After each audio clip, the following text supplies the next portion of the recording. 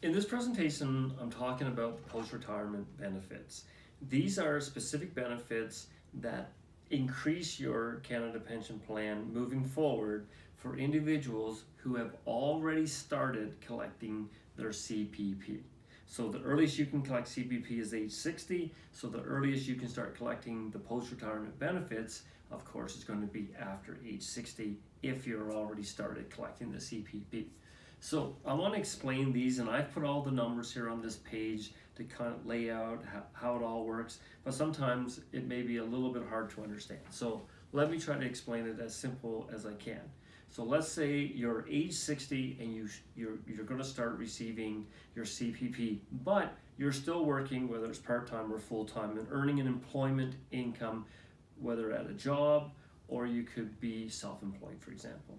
So how these work is they're based upon age 65 maximum CPP contribution and benefit. So we know right now, based upon the chart, that if somebody's age 65, the maximum CPP they could earn is $1,175. So how much would 1 year's worth of PRBs be worth if you are at age 60? So how the calculation goes is we take $1,175 and 1 year's worth of PRBs would be worth $352.75. Well, it came up with that number based upon its 1/40th of the maximum CPP that anybody could get at age 65.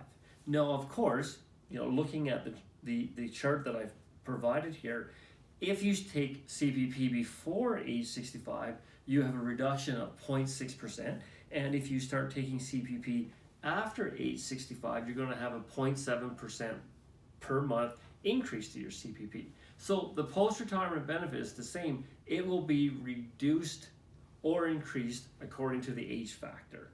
So somebody age 60 who works full-time and earns at least the YMPE, which is the yearly maximum pensionable earnings, in 2020, that would be $58,700.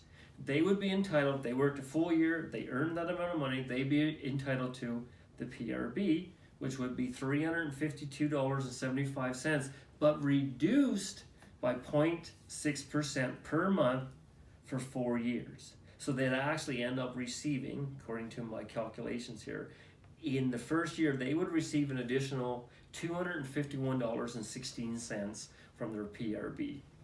They would start getting that the year that they turn 61, and they would get a full year's worth. You don't start getting it until probably sometime in May or June after you filed your income tax, and CRA has a chance to see what your PRB is going to be, and then you would receive some retroactive, and then you would start receiving that new PRB for the rest of your life. So I've done the calculations here. In the second year, if you qualify for the full amount, you'd get $276 and then $301 and so on.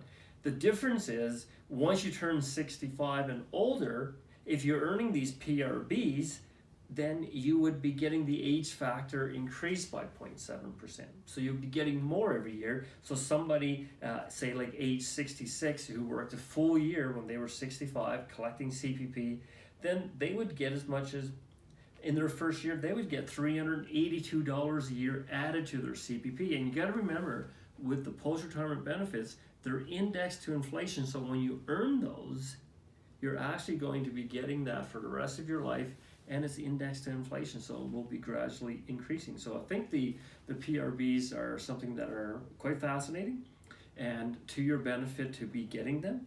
Now, when you get age 65, you have the option of opting out of CPP contributions. But I think there's a good argument that if you are collecting CPP at age 65, continue paying in and making the contributions, because the return on that contribution, that contributory money, is quite significant. So something that you want to seriously consider. I hope you enjoy this presentation, and stay tuned for the next one.